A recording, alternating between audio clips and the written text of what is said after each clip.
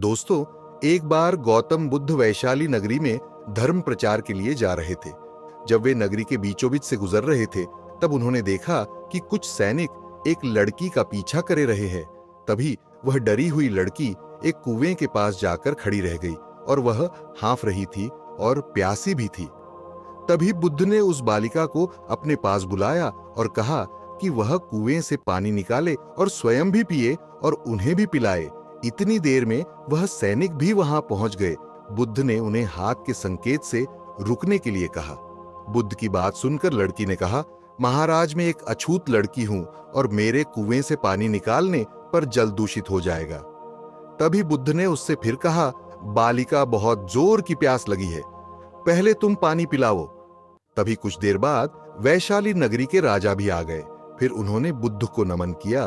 बाद में सोने के बर्तन में केवड़े और गुलाब का सुगंधित पानी पीने के लिए दिया, पर गौतम बुद्ध ने उसे पीने से मना कर दिया। बुद्ध ने एक बार फिर बालिका से अपनी बात दोहराई। इस बार बालिका ने साहस के साथ कुएं से पानी निकाला और स्वयं भी पिया और गौतम बुद्ध को भी दिया। और पानी पीने के बाद बुद्ध ने बालिका से उसके भय का कारण पूछा। तब उस बालिका ने बताया, मुझे सयोंग से राजा के दरबार में गाने का अवसर मिला था और राजा ने मेरा गीत सुन मुझे अपनी गले की माला पुरस्कार स्वरूप दी। लेकिन उन्हें किसी ने बताया कि मैं एक अछूत लड़की हूं और यह जानते ही राजा ने मुझे अपने सैनिक को मुझे जेल में डालने के लिए बोल दिया। मैं किसी तरह उन सैनिकों से बचकर यहां तक पहुंच गई और आप मिल गए। इस पर बुद्ध ने कहा कि सुनो राजन, मैं चाहता हूं कि आप मेरी इस शब्द को हमेशा याद रखें। कोई भी मनुष्य की पहचान उसके धर्म और जाति से नहीं, बल्कि उसके स्वभाव या उसके अच्छे काम से होती है। जिस बालिका के मधुर कंठ से निकले मधुर गीत का आपने आनंद उठाया, उसे पुरस्कार दिया, और जिसके कार्य इतने अच्छे हों वह अछूत हो नहीं सकती। और उस बालिका के साथ नीची सोच और छोटे कार्य करके अछूत होने का परिचय तो आपने दिया है। इसीलिए मेरे नजरों में यह बालिका नहीं बल्कि आप अछूत है। तभी राजा बुद्ध के सामने शर्मिंदा होने के अलावा और कर भी क्या सकते हैं। उन्होंने बुद्ध से क्षमा मांगी और वह से चले गए। इस कहानी से हमें यह सीख मिलती है कि कोई भी इंसान अपने कार्यों और कर्मों से बड़ा बनता है, बल्कि अपने धर्म या जाति से नहीं। गौतम बुद्ध के मठ का यह नियम था कि उनका कोई शिष्य जब भी कभी बुद्धत्व को प्राप्त कर लेता, तब उसे कहा जाता कि एक दिशा में चले जाओ और आसपास के जो लोग हैं उनका ज्ञान वर्धन, उनकी जो आत्मा और चेतना जागृत करने का प्रयास करो और उनको सद्मार्ग पर लाना है। उनका एक शिष्य था जो 6 साल से मठ में रह रहा था और तपस्या कर रहा था। एक दिन वह परेशान हुआ और सोचने लगा कि मेरे गुरुदेव ने मुझे आदेश क्यों नहीं दिया। इसी बात पर नाराज होकर वह गौतम बुद्ध के पास गया और कहने लगा कि मेरी तपस्या में ऐसी क्या कमी रह गई? क्या मैंने ज्ञान अर्जित नहीं किया और अब तक आपने मुझे आदेश नहीं दिया कि जाओ जाकर किसी दूसरे जगह पर अपना ज्ञान बांटो? और क्या मैंने बुद्धत्व प्राप्त नहीं किया है? तभी गौतम बुद्ध ने शिष्य से कहा, सुनो, तुम्हें थोड़ा और समय लगेगा, यही समय बिताओ। ये बात सुनकर वह शिष्य चिढ़ गया और कहने लग गया कि गुरुदेव, आपके ज्ञान में कमी रह गई और आप मुझे ज्ञान नहीं दे पाए। गौतम बुद्ध को लगा कि ये समझेगा नहीं और कहा, ठीक है, कल सुबह पूर्व दिशा में एक गांव है, वो जाना और वहां से भिक्षा लेकर आना और अपना पूरा दिन वही बिताना और कोशिश करना कि वहां के लोगों को थोड़ा सा ज्ञान बांटना और आकर मुझे बताना कि अनुभव कैसा रहा। वह शिष्य बड़ा खुश हुआ और उसको लगा कि अब तो बात बन गई, अब मुझे आदेश मिल गया। और वह दूसरे दिन सुबह पूर्व दिशा की उस गांव में चला गया और शाम में जब वापस आया तो हाथ में पट्टी बंधी थी और हाथ पैरों पर चोट निशान थे। ये देखकर गौतम बुद्ध ने उस शिष्य से पूछा कि ये क्या हाल कर लिया? तब उसने बताया कि आपने मुझे कैसे गांव में भेज दिया और वहां पर जब मैंने भिक्षा मांगी तो लोग मुझे डांटने लगे और भगाने लगे। एक व्यक्ति सिर्फ वहां पर मुझे भिक्षा दी, वो भी जमी पर फेंककर, और कहा कि ले जाओ इसको।